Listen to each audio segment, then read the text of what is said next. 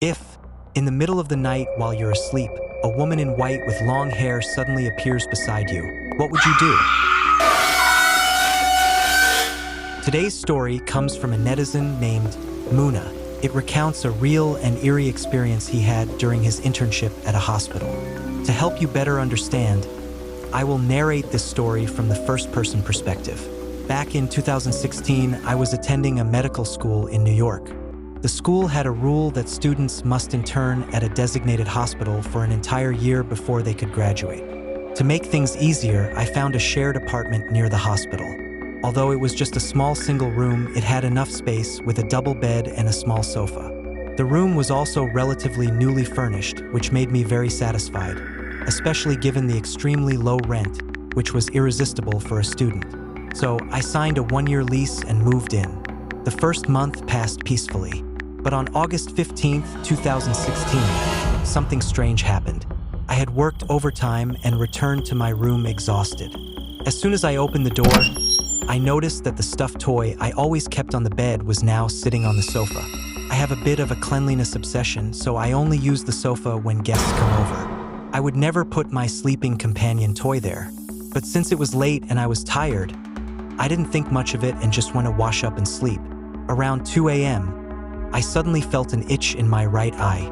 Gradually, the itch turned into pain, which became so severe it woke me up.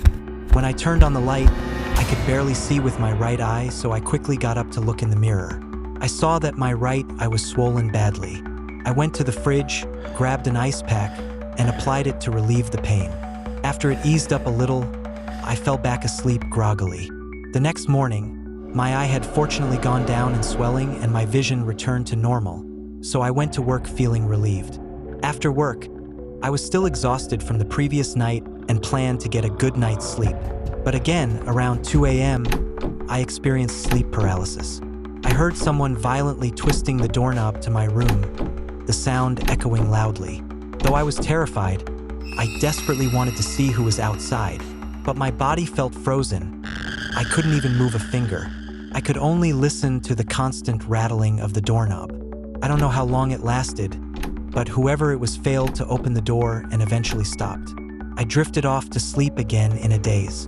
The next morning, I immediately called the property agent to ask if anyone had tried to open my door the night before. The agent replied that there had been no one. I thought maybe I was just overly stressed, so I searched online for how to deal with sleep paralysis. The internet was full of vague answers.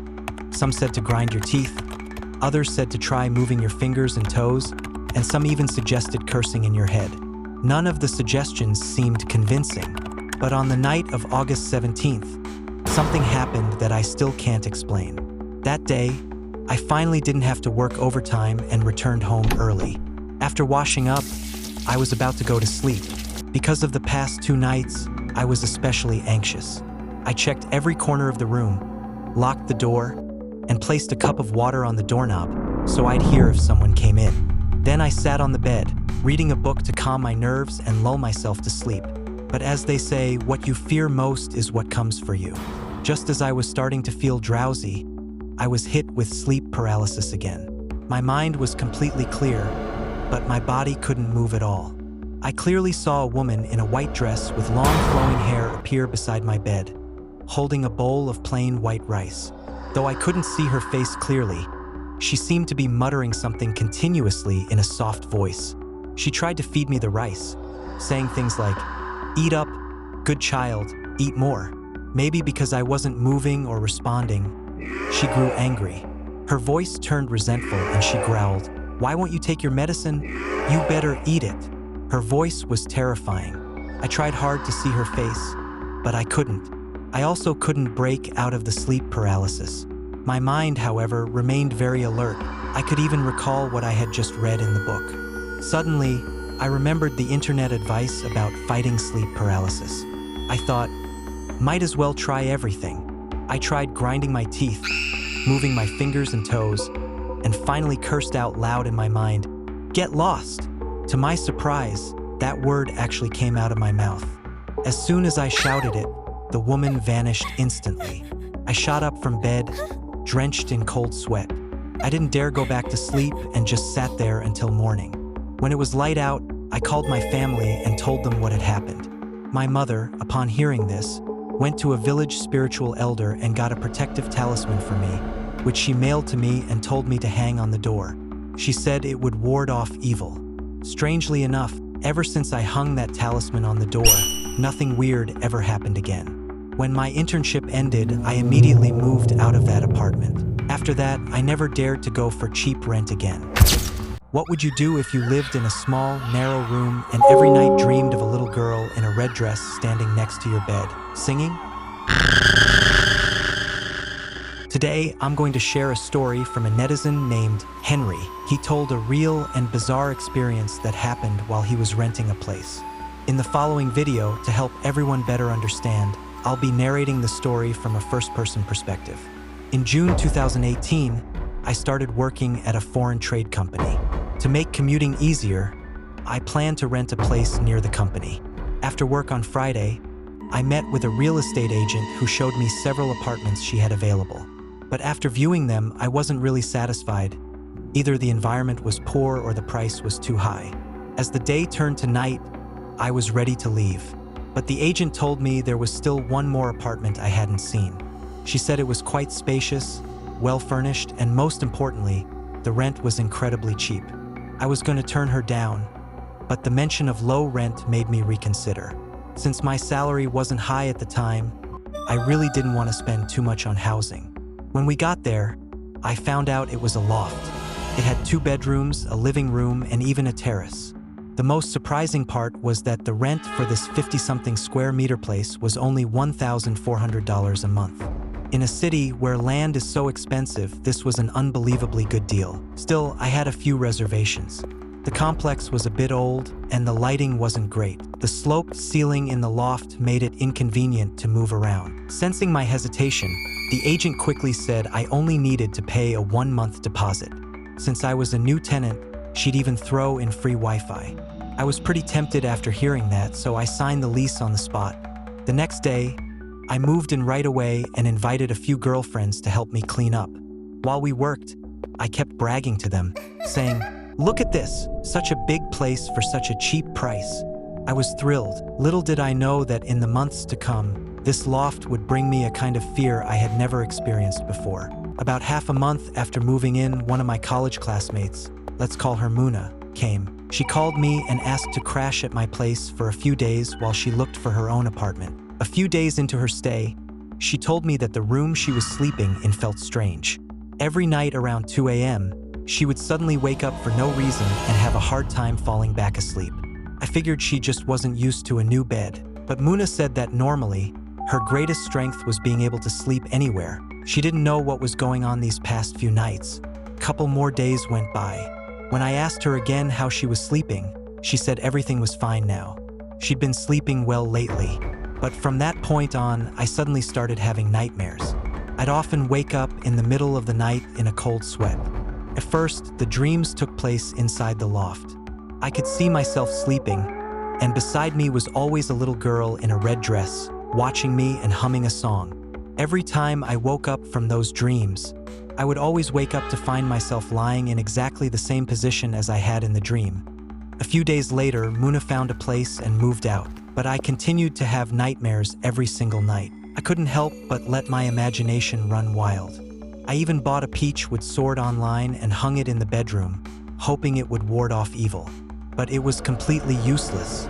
The nightmares kept haunting my sleep night after night. As time went on, my mental state started to deteriorate. I was always tired and completely drained.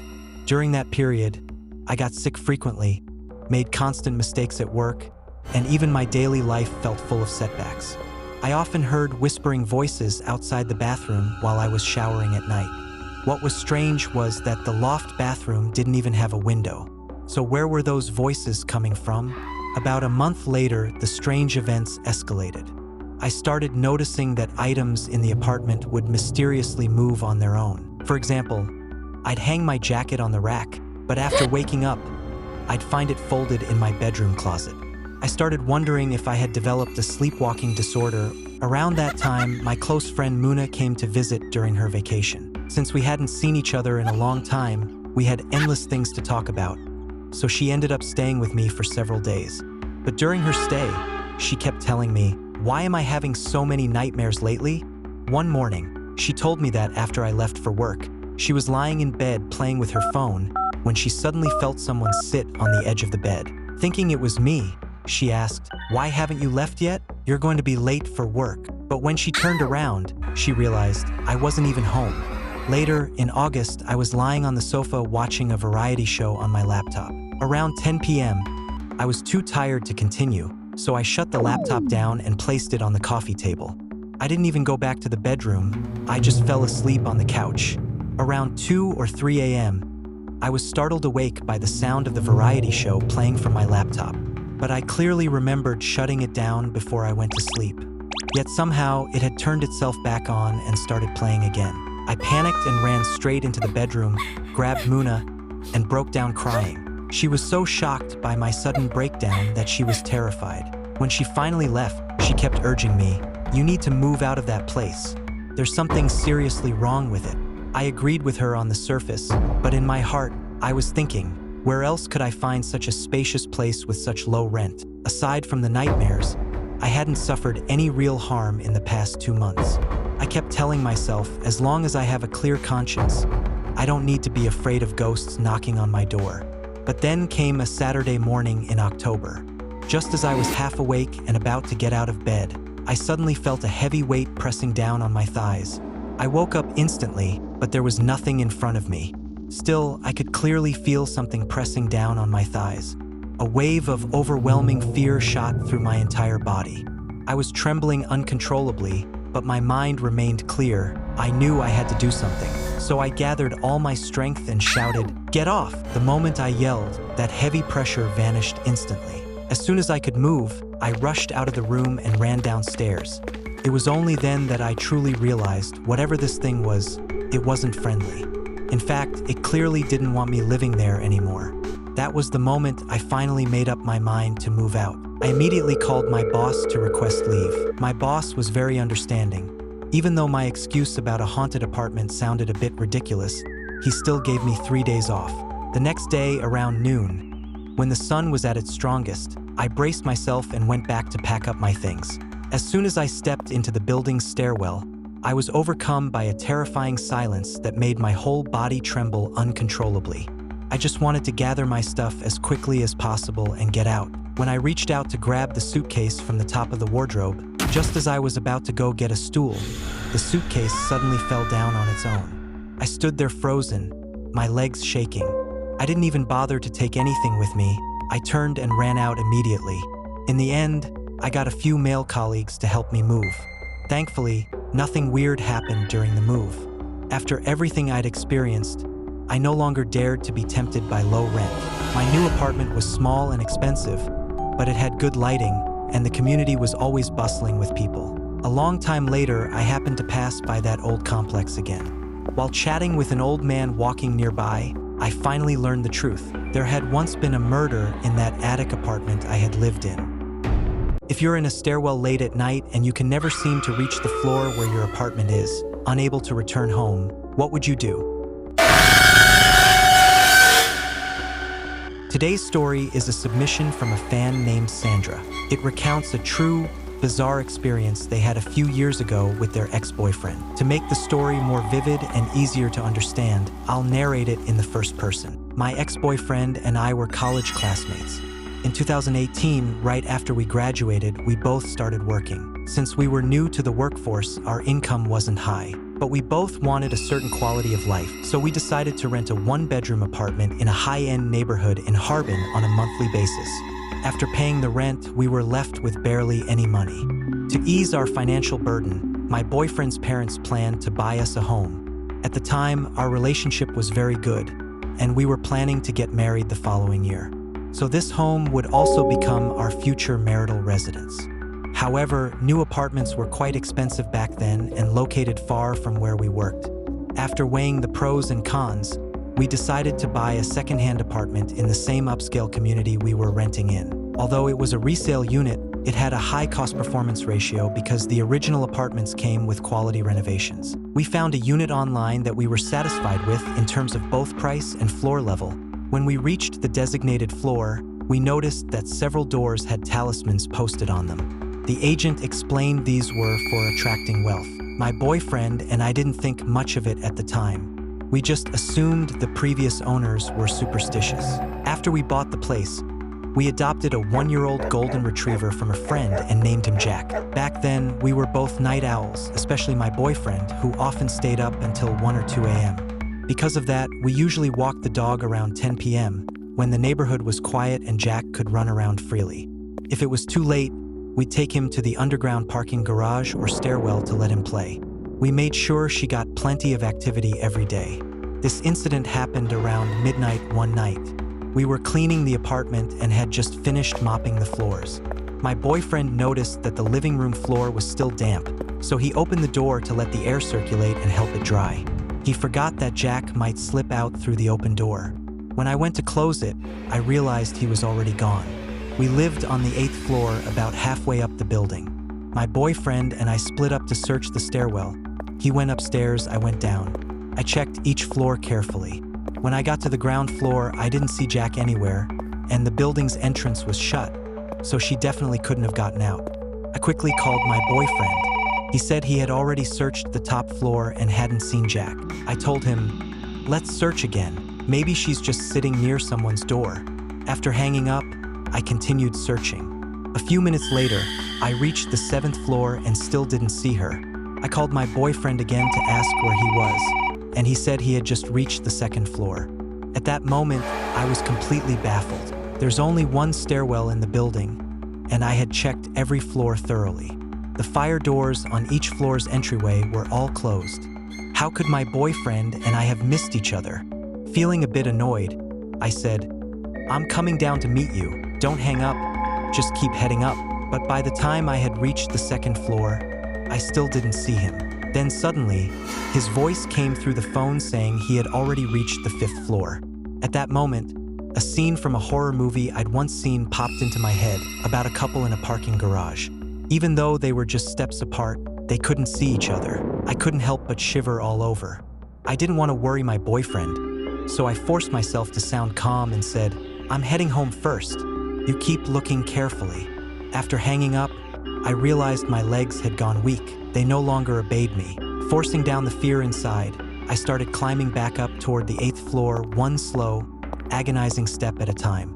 But when I finally made it back up, I was completely stunned. I had somehow reached the 9th floor. Thinking I must have misread it, I rubbed my eyes hard. But no, it really was the 9th floor. So I turned back and started walking down again. Then I found myself back on the 7th floor. I went up and down like that 2 or 3 times, but no matter what, I just couldn't reach the 8th floor. I pulled out my phone and called my boyfriend again. But this time, his phone wouldn't connect. I was so terrified I didn't know what to do. I just crouched down in the stairwell and started crying uncontrollably. After crying for a while, I suddenly remembered there was an elevator. I ran to the 9th floor elevator lobby and got in. I pressed the button for the 8th floor. Luckily, the elevator worked fine. As soon as the doors opened, I ran out and quickly opened the door to our apartment. I immediately called my boyfriend again. Thankfully, this time he picked up. He said he had found Nuno. I told him not to take the stairs and to come back via the elevator right away. When he returned, I told him what had just happened. He also felt something was really off. After I had said I was going home, he had continued searching for Nuno on his own. But while walking down from the top floor, even after more than 10 minutes, he still hadn't reached the ground floor. Normally, when we walked Jack in the stairwell, it took just 3 to 5 minutes to reach the bottom. We both sat quietly for a long while, trying to process everything. Then we looked at the time and realized it was already past 1 a.m. Somehow, all that time had passed without us noticing. From that day on, our habits completely changed. For months afterward, we never dared to stay up late again. Even when cleaning the house, we made sure it was done on weekend mornings. And we never walked Nuno in the stairwell or parking garage again. Back then, we didn't understand why Jack always barked at night while in the parking garage. But now, it seemed clear. She must have seen something invisible to human eyes. After this incident, I started getting injured and falling ill frequently. Both my physical and mental health seemed off. Our families had originally encouraged us to get married soon, hoping it would bring better fortune. But in the end, my ex-boyfriend and I didn't end up together. After the incident, it was like he had become a completely different person. From being attentive and caring, he started working overtime constantly and barely came home. When he did talk to me, he was always impatient, even yelling at me sometimes. We argued a few times, but nothing changed. Later, I accidentally discovered that he had been having an ambiguous relationship with a female coworker. That final time, I didn't fight with him. I simply ended the relationship calmly.